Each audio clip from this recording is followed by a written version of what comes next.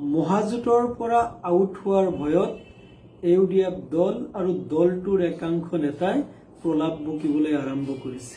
আমি লক্ষ্য কৰিছোঁ ইউডিএফ দলৰ একাংশ নেতাই বিশেষকৈ জনিয়া সমষ্টিৰ সন্মানীয় বিধায়ক ডক্টৰ হাফিজ ৰফিকুল ইছলাম, মানকাছাৰ সমষ্টিৰ সন্মানীয় বিধায়ক আমিনুল ইছলাম ডাঙৰীয়াই ৰাইজৰ দলৰ সন্মানীয় সভাপতি অখিল গগৈ ডাঙৰীয়াৰ নাম সাঙুৰি কিছুমান আপত্তিজনক বক্তব্য কৰিবলৈ আৰম্ভ কৰিছে।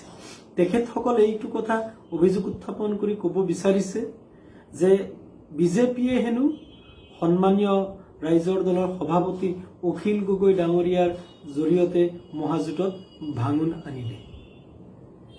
তেখেতসকলৰ এনেকুৱা ধৰণৰ মন্তব্যৰ আমি নিন্দা কৰিছোঁ, গৰিহণা দিছোঁ আৰু একে সময়তে সকীয়াই দিছোঁ যে অদূৰ ভৱিষ্যতে এনেকুৱা ধৰণৰ অপপ্ৰচাৰৰ পৰা যাতে আপোনালোকে আঁতৰি থাকে। আৰু আপোনালোকৰ যদি ন্যূনতম লজ্জাবোধ থাকিলেহেঁতেন তেতিয়াহ'লে আপোনালোকে ৰাইজৰ দলৰ সন্মানীয় সভাপতি অখিল গগৈ ডাঙৰীয়া আৰু ৰাইজৰ দল সম্পৰ্কে এনেকুৱা ধৰণৰ অপপ্ৰচাৰ নকৰিলেহেঁতেন। আজিৰ দিনটোতো আপোনালোকৰ ইউডিএফ দলৰ পৰা ভৱানীপুৰৰ সমষ্টিৰ বিধায়ক ফণীধৰ তালুকদাৰে পদত্যাগ কৰি বিজেপিত যোগদানৰ চূড়ান্ত সিদ্ধান্ত গ্ৰহণ কৰিছে। আচলতে বিজেপিৰ এজেণ্ট হিচাপে কোন দলে কাম কৰি আছে? আচলতে বিজেপিৰ সাম্প্ৰদায়িক ৰাজনীতিক সাৰ পানী যোগাই প্ৰতিক্ৰিয়াশীল ৰাজনীতি কোনে কৰি আছে এই কথাটো অসমৰ সচেতন ৰাইজে বুজি উঠিছে, অসমৰ সংখ্যালঘু মুছলমান ৰাইজে বুজি উঠিছে। আৰু সমস্যাটো তাতেই হৈছে আপোনালোকৰ প্ৰতি সংখ্যালঘু ৰাইজৰ ইতিমধ্যেই মোহভংগ হৈছিল। আপোনালোকে যে ইমান দিনে কেৱল সংখ্যালঘু লোকসকলৰ আৱেগ অনুভূতিক মূলধন কৰি তেওঁলোকক ব্লেকমেইলিং কৰাৰ ৰাজনীতি কৰি আহিছে, কিন্তু এই জনগোষ্ঠীটোৰ যিবিলাক মৌলিক সমস্যা, শিক্ষাৰ সমস্যাৰ কথাই কওক, স্বাস্থ্যসেৱাৰ সমস্যাৰ কথাই কওক, অৰ্থনৈতিক উন্নয়নৰ প্ৰশ্নৰ কথাই কওক, বান গৰাখহনীয়া সমস্যাৰ কথাই কওক, চৰাঞ্চলৰ মাটিৰ পট্টাৰ সমস্যাৰ কথাই কওক, নাগৰিকত্বৰ প্ৰশ্নৰ কথাই কওক, ডি ভোটাৰৰ সমস্যাৰ কথাই কওক, NRCৰ জটিলতাৰ কথাই কওক, কোনো এটা সমস্যা সমাধানৰ ক্ষেত্ৰত বা সমস্যাৰ ক্ষেত্ৰত ফলপ্ৰসূ ভূমিকা আপোনালোকে বিগত সময়ছোৱাত গ্ৰহণ কৰিব পৰা নাই। এতিয়া অসমৰ সংখ্যালঘু ৰাইজে এই কথাটো বুজি উঠিছে যে সংখ্যালঘু ৰাইজৰ আৱেগ অনুভূতিক ঢাল হিচাপে লৈ ইউডিএফ দলটো যে কেৱল একমাত্ৰ বদৰুদ্দিন আজমল ডাঙৰীয়াৰ নিজৰ ব্যৱসায়ী সাম্ৰাজ্য শ্ৰীবৃদ্ধিৰ কাৰণে, নিজৰ ব্যৱসায়ী সাম্ৰাজ্য সুৰক্ষিত কৰাৰ কাৰণে ঢাল হিচাপে ব্যৱহাৰ কৰি আহিছে, এই কথা এতিয়া অসমৰ সংখ্যালঘু ৰাইজে বুজি উঠিছে।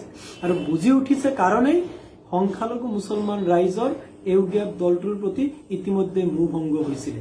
বিগত নিৰ্বাচনত একমাত্ৰ মহাজোঁটৰ অংশীদাৰ হোৱাৰ কাৰণে আৰু একমাত্ৰ বিজেপিক পৰাভূত কৰাৰ স্বাৰ্থত অসমৰ সংখ্যালঘু মুছলমান ৰাইজে আপোনালোকক আচলতে ভোট প্ৰদান কৰিছিলে। আৰু আপোনালোকে নিশ্চয়কৈ এই কথা উপলব্ধি কৰিব পাৰে যে মহাজোঁটৰ পৰা আউট হৈ গ'লে 2026 চনৰ নিৰ্বাচনৰ সময়ত অসমৰ ৰাজনীতিৰ পৰা ইউডিএফ দলটো সম্পূৰ্ণ নিচ্ছিন্ন হৈ যাব। আৰু এই কথাটো অনুভৱ কৰিয়ে আপোনালোকে আচলতে আবুল তাবুল বকিবলৈ আৰম্ভ কৰিছে। আৰু আপোনালোকে অখিল গগৈ ডাঙৰীয়াক এই কাৰণে টাৰ্গেট কৰি লৈছে কাৰণ আপোনালোকে জানে যে অসমৰ জাতি, ধৰ্ম, বৰ্ণ, ভাষা নিৰ্বিশেষে সকলো লোকৰ মাজতেই অখিল গগৈৰ জনপ্ৰিয়তা আছে, গ্ৰহণযোগ্যতা আছে। সমগ্ৰ অসমৰ জনগণৰ লগতে অসমৰ সংখ্যালঘু ৰাইজেও অখিল গগৈ ডাঙৰীয়াৰ নেতৃত্ব সৃষ্টি হোৱা ৰাইজৰ দলৰ মাজত ভৱিষ্যতৰ এক বিকল্প ৰাজনীতিৰ সন্ধান পাব পাৰে। সেই সম্ভাৱনাক দেখি আপোনালোকে ভয় কৰিছে আৰু সেইকাৰণে এতিয়াৰ পৰাই আপোনালোকে লক্ষ্য কৰি লৈছে যাতে কোনোপধ্যেই অখিল গগৈ ডাঙৰীয়াৰ নেতৃত্ব সৃষ্টি হোৱা ৰাইজৰ দলে অসমৰ সংখ্যালঘু মুছলমান ৰাইজৰ মাজত যাতে বিকল্প ৰাজনৈতিক শক্তি হিচাপে গঢ় লৈ উঠিব নোৱাৰে, তাৰ কাৰণে এতিয়াৰ পৰাই পৰিকল্পিতভাৱে অখিল গগৈ ডাঙৰীয়াৰ ৰাইজৰ দলৰ ওপৰত আপোনালোকে ধাৰাবাহিকভাৱে আক্ৰমণ নমাই আনিছে, বিভিন্ন ধৰণৰ অপপ্ৰচাৰত আপোনালোকে লিপ্ত হৈছে।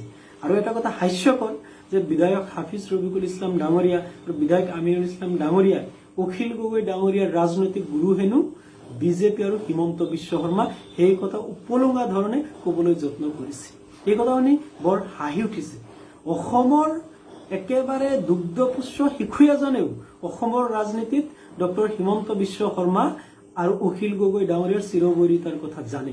অসমৰ ৰাইজে এই কথা দেখি আহিছে বিজেপিৰ দৰে ফেচিষ্ট আৰু সাম্প্ৰদায়িক শক্তিৰ বিৰুদ্ধে আটাইতকৈ বেছি আপোচহীনভাৱে আৰু দৃঢ়তাৰে যদি সংগ্ৰাম কৰি আহিছে, একমাত্ৰ অখিল গগৈ ডাঙৰীয়াই সেই সংগ্ৰাম কৰি আহিছে। এই কথা অসমৰ ৰাইজে জানে আৰু অসমৰ ৰাইজে এই কথাও বিশ্বাস কৰে বহুতে যে বিজেপিৰ দৰে ফেচিষ্ট আৰু সাম্প্ৰদায়িক শক্তি অসমৰ ৰাজনীতিৰ পৰা পৰাভূত কৰাৰ কাৰণে এসময়ত অখিল গগৈ ডাঙৰীয়াৰ নেতৃত্বত সৃষ্টি হোৱা ৰাইজৰ দলে হয়তো সমগ্ৰ অসমতে বিকল্প ৰাজনৈতিক শক্তি হিচাপে মূৰ দাঙি উঠিব পাৰে।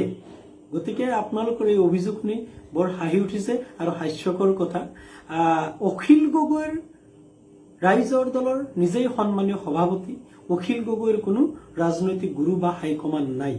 অখিল গগৈৰ ৰাজনৈতিক গুৰু আৰু হাইকমাণ্ড হৈছে অসমৰ জনগণ আৰু অসমৰ জনগণৰ বিভিন্ন সমস্যালৈ দীৰ্ঘদিন আপোচহীনভাৱে সংগ্ৰাম কৰাৰ মাজেৰে আহি আজি পৰিস্থিতিৰ তাগিদাত পৰি সংসদীয় ৰাজনীতিত প্ৰৱেশ কৰিছে। গতিকে অখিল গগৈৰ ৰাজনৈতিক গুৰু হিমন্ত বিশ্ব শৰ্মা হ'ব নোৱাৰে বা বিজেপি হ'ব নোৱাৰে, এই কথা অসমৰ সকলো ৰাইজে জানে। কিন্তু বিধায়ক আমিনুল ইছলাম ডাঙৰীয়া আৰু হাফিজ ৰফিকুল ইছলাম ডাঙৰীয়া, আপোনালোকৰ ৰাজনৈতিক গুৰু কোন? নিশ্চয় ইউডিএফ দলৰ সন্মানীয় সভাপতি বদৰুদ্দিন আজমল ডাঙৰীয়া, নহয় জানো? এইজনেই সেইজন বদৰুদ্দিন আজমল ডাঙৰীয়া, যিজন বদৰুদ্দিন আজমল ডাঙৰীয়া ৰাজহুৱাকৈ বাৰম্বাৰ এই কথা ঘোষণা কৰিছে যে ডক্টৰ হিমন্ত বিশ্ব শৰ্মাক তেওঁ অসমৰ মুখ্যমন্ত্ৰী হিচাপে চাব বিচাৰে। তেতিয়াহ'লে বদৰুদ্দিন আজমল ডাঙৰীয়াৰ ৰাজনৈতিক গুৰু কোন? তেতিয়াহ'লে আওপকীয়াকৈ তেখেতৰ ৰাজনৈতিক গুৰুটো ডক্টৰ হিমন্ত বিশ্ব শৰ্মা ডাঙৰীয়াই হয়, নহয় জানো? চিৰাজউদ্দিন আজমল ডাঙৰীয়াই হিমন্ত বিশ্ব শৰ্মাক দেশৰ ভিতৰত আটাইতকৈ শ্ৰেষ্ঠ মুখ্যমন্ত্ৰী হিচাপে খিতাপ দি গৈছে। কি এনেকুৱা কাম কৰিছে? এনেকুৱা ধৰণৰ কোনো কথা কাম কৰা নাই। বৰঞ্চ আমি দেখিছো বিগত সময়ছোৱাত অমানৱীয়ভাৱে সম্পূৰ্ণ সাম্প্ৰদায়িক উদ্দেশ্য লৈ ধৰ্মীয় সংখ্যালঘু মুছলমান বসতি বিভিন্ন এলেকাত অমানৱীয়ভাৱে উচ্ছেদ কাৰ্য চলাই আহিছে। এই অমানৱীয় উচ্ছেদ কাৰ্য চলোৱা কথাটো প্ৰশংসা কৰিয়ে আপোনালোকে হিমন্ত বিশ্ব শৰ্মাক দেশৰ ভিতৰতে শ্ৰেষ্ঠ মুখ্যমন্ত্ৰী বুলি আপোনালোকে ক'বলৈ বিচাৰিছে নেকি? গতিকে বদৰুদ্দিন আজমল ডাঙৰীয়াৰ ৰাজনৈতিক গুৰু হ'ল ডক্টৰ হিমন্ত বিশ্ব শৰ্মা। গতিকে বদৰুদ্দিন আজমল আপোনালোকৰ ৰাজনৈতিক গুৰু হিচাপে আওপকীয়াকৈ আপোনালোকৰ আচলতে ৰাজনৈতিক গুৰু ডক্টৰ হিমন্ত বিশ্ব শৰ্মা।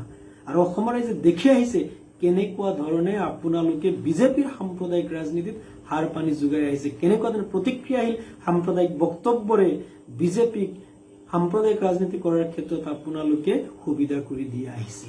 অসমৰ সচেতন ৰাইজে এই কথা বুজি পাইছে, অসমৰ সংখ্যালঘু ৰাইজে এই কথা বুজি পাইছে আৰু বিজেপিক পৰাভূত কৰাৰ স্বাৰ্থত 2026 চনত অসমৰ সংখ্যালঘু মুছলমান ৰাইজে ইউডিএফ দলক সম্পূৰ্ণৰূপে বিসৰ্জন দিবৰ কাৰণে প্ৰস্তুত থাকিব।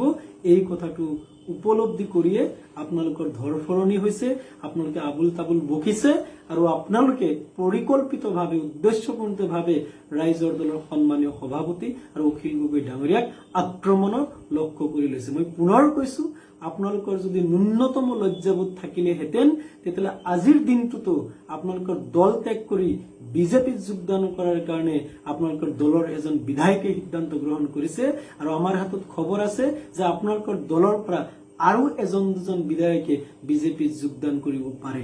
যদি সম্ভৱ হয় তেখেতসকলক বিজেপিত যোগদান কৰাৰ পৰা আপোনালোকে বিৰত ৰাখক, তাৰ বিষয়ে চিন্তা কৰক। ৰাইজৰ দল আৰু অখিল গগৈ সম্পৰ্কে কোনো ধৰণৰ অপপ্ৰচাৰত যাতে ভৱিষ্যতে লিপ্ত নহয় তাৰ বাবে সকীয়াই দিলো। ধন্যবাদ।